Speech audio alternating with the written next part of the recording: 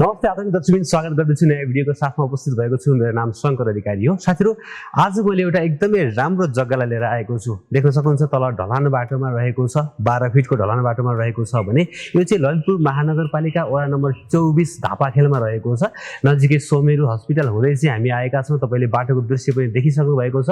अब यो जग्गाको बारेमा भन्नुपर्दा एकदमै मिलेको जग्गा छ। तपाईले देख्न सक्नुहुन्छ, मैले ड्रोनबाट पनि तपाईलाई देखाइरहेको छु। साइडमा सबै घरहरू बनिसकेका छन्। तपाईले तत्कालै घर बनाउन सक्नुहुन्छ भने यो जग्गामा चाहिँ पहिला चाहिँ टहरो रहेछ अनि त्यसकारणले गर्दा चाहिँ यहाँनिर पानीको र चाहिँ लाइनको पनि व्यवस्था भइसकेको छ अथवा चाहिँ लाइन पनि जोडिसकेको छ। साथीहरु, यो जग्गाको मोहडा चाहिँ 38.8 फिट रहेको छ। यसको बाटोपट्टिको मोहडा भने यसको ठिक पछाडिपट्टि अथवा त्यो साइडमा चाहिँ यसको 35.4 फिट रहेको छ है, अथवा अलिकति मोहडा चाहिँ बढिरहेको छ भने मेरो देब्रेपट्टि साइडमा अथवा चाहिँ 4 फिटको बाटो छ त्यो साइडमा र चाहिँ त्यो साइडपट्टि चाहिँ साथीहरु 34 फिट रहेको छ भने यसको यतापट्टि यो घरपट्टि साइडमा चाहिँ 31.3 फिट रहेको छ। एकदमै रुमाले आकारको चाहिँ जग्गा रहेको छ, जुन तपाईले ड्रोनबाट खिचेको दृश्य पनि देखिरहनु भएको छ। आशा छ पक्कै पनि तपाईलाई यो जग्गा मन पर्यो होला। त्यसैले यो चाहिँ तपाईले ललितपुरको 24 नम्बर वडा कार्यालय यहाँनिर रहेको छ है त। यो वडा कार्यालयबाट अलिकति तलतिरपट्टि रहेको जग्गा हो, जुन तपाईले देख्न सक्नुहुन्छ यहाँनिर रहेको छ भने यहाँ नजिकै चाहिँ जुन त्यो नागदहको दृश्य पनि मैले तपाईलाई राखिरहेको छु है त। एकदमै राम्रो ठाउँमा छ साथीहरु र एकदम मिलेको जग्गा छ है। तपाईले देख्न सक्नुहुन्छ टक्क पश्चिम र दक्षिण मोडा फर्केको छ, ढलान बाटोमा छ है त, 12 फिटको बाटोमा र दक्षिणपट्टि साइडमा चाहिँ 4 फिटको बाटो रहेछ। तपाईले देख्न सक्नुहुन्छ एकदमै चारकुना मिलेको जग्गा रहेको छ।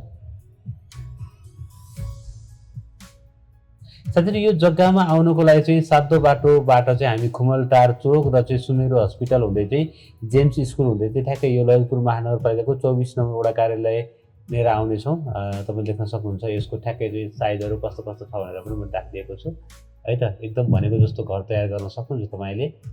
ठ्याक्कै चाहिँ आसपासमा सबै चाहिँ घरहरू बनिसकेका छन्। एकदमै बस्तीको बिचमा रहेको छ, तत्कालै घर बनाउन मिल्छ र केही समय पहिला पनि यसमा चाहिँ घर टहरा रहेछ र नजिकै तपाईले यो नागदह देख्न सक्नुहुन्छ है। यो नागदहको ठ्याक्कै छेउमा रहेको चाहिँ भण्डारी टोल भन्छ यो ठाउँको नाम चाहिँ भने नागदह र जग्गा हेर्नु त बिक्रीमा रहेको जग्गा एकदमै नजिकै रहेको छ। त्यसै गरेर सन्तानेश्वर मन्दिर पनि नजिकै रहेको छ साथीहरु है त। एकदमै राम्रो ठाउँमा छ, एकदमै पर्यटकीय क्षेत्रले पनि एकदमै राम्रो छ भने सुमेरु हस्पिटल पनि यहाँ नजिकै रहेको छ भने जेम्स स्कुल अलिकति पपुलर ठाउँहरू नजिकै रहेको छ। यो सातो बाटो चोक भयो हेर्नुहोस् त। तपाईहरु आफै एक्लै चाहिँ यहाँ जान सक्नुहोस् भन्नको लागि मैले बाटोको लोकेसन राखिदिएको छु। यो चाहिँ सातो बाटो चोक भयो है। अब यो सातो बाटो चोकबाट चाहिँ हामीहरू अलिकति अगाडि बढ्छौँ रिङ रोड बाहिर है साथीहरु। र यहाँनिर हेर्नुहोस् त, यसले चाहिँ यो खुमलटार चोक भनेको यही नै हो र चाहिँ यसलाई चाहिँ विभिन्न नाम दिइदो रहेछ। त्योमध्ये यो सातो बाटोबाट एक स्टेप अगाडिपट्टिको यो चोकबाट चाहिँ हामी राइटतिर लागेर चाहिँ अगाडि बढ्यौँ साथीहरु। र यो सुमेरु हस्पिटलतिर जाने बाटो पनि यही नै रहेको छ। एकदमै राम्रो बाटो तपाईले देख्न सक्नुहुन्छ। एकदमै हाइवे रहेको छ भने थोरै अगाडि बढिसके पछाडि हामीहरू सुमेरु हस्पिटल जेम्स स्कुलमा पुग्नेछौँ। मैले यो बाटोको सबै लोकेसन राख्दाखेरि पनि धेरै ठुलो भिडियो हुने हुँदा चाहिँ मैले यो सुमेरु हस्पिटलको दृश्य देखाएँ। यही बाटो है साथीहरु, दायाँ बायाँ कतै पनि लाग्नु पर्दैन। यो मेन बाटोलाई नछोडिकिन चाहिँ तपाई सिधै अगाडि बढ्नु होला। धापाखेलतिर हामी जानेछौँ। यो नागदह छेउ भनेर जान सक्नुहुन्छ तपाईहरु। यो जेम्स स्कुल यहाँनिर रहेको छ, तपाईले देख्न सक्नुहुन्छ साथीहरु। अब हामी यस बाटोलाई नछोडिकिन चाहिँ सिधै अगाडि बढ्दछौँ र अलिकति मैले यो बाटोको लोकेसन जुन यो बाटोको यो दृश्य छ अलिकति काट्दिन्छु साथीहरु र टक्क अलि अगाडि बाटो चाहिँ देखाउने छु, किनभने यसको दायाँ बायाँ कतै पनि नलागिकिन चाहिँ तपाईहरु 24 नम्बर वडा कार्यालयतिर आउनु होला। ठ्याक्कै चाहिँ 24 नम्बर वडा कार्यालय मा हामी पुग्नेछौँ। यहाँनिर चाहिँ माओवादीको पार्टी कार्यालय पनि यहाँ नजिकै रहेको छ भने हेर्नुहोस् त, यो गेट यो जुन यो चाहिँ अलिकति पपुलर एकदमै धार्मिक स्थल रहेको छ है त। यो तपाईले देख्न सक्नुहुन्छ नागदह सन्तानेश्वर वज्रबाराही प्रवेशद्वार भनेर चाहिँ यहाँ रहेको छ है त। यहीँबाट चाहिँ लगभग थोरै अगाडिपट्टि चाहिँ नागदह रहेको छ भने सन्तानेश्वर मन्दिर पनि नजिकै रहेको छ। यसरी हामी यो बाटोलाई नछोडिकन थोरै अगाडि बढे पछाडि चाहिँ यहाँनिर चाहिँ साथीहरु 24 नम्बर वडा कार्यालय नपुग्दै है त। यहाँनिर म अलिकति स्लो गरेको छु हेर्नुहोस् त। यहाँबाट चाहिँ हामी लेफ्टतिर लाग्ने हो है। यो 24 नम्बर वडा कार्यालय यो माथिपट्टि भयो भने हामी यहाँबाट चाहिँ ठ्याक्कै नपुग्दै 2 घर यतापट्टिबाट चाहिँ हामी हेर्नुहोस् त वडा कार्यालय नपुग्दै चाहिँ यहाँबाट चाहिँ हामी लेफ्टतिर लाग्यौँ है साथीहरु। अब यहाँबाट अलिकति अगाडि बढ्दछौँ।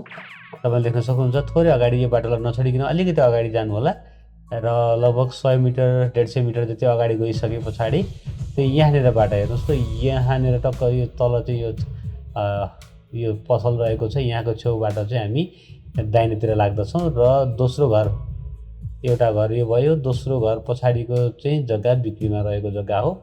ठ्याक्कै तपाईँले देख्न सक्नुहुन्छ यो जग्गा है त, मेरो लेफ्ट ह्यान्ड साइडमा जुन जग्गा देखिरहनु भएको छ हो यही जग्गा हो। साथीहरू यो जग्गा टोटल चाहिँ 3 आना 2 पैसा एक दाम क्षेत्रफलको रहेको छ भने साथीहरू यो जग्गाको मूल्य चाहिँ 33 लाख रुपियाँ प्रति आना भन्नुभएको छ भने यो जग्गाको बारेमा थप बुझ्नको लागि जग्गा धनीलाई फोन गर्न सक्नुहुन्छ 9769769559 9769769559।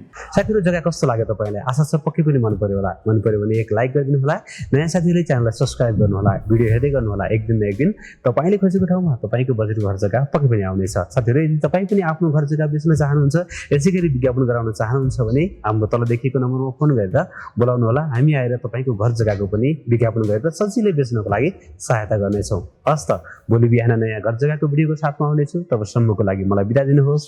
नमस्ते, शुभ दिन।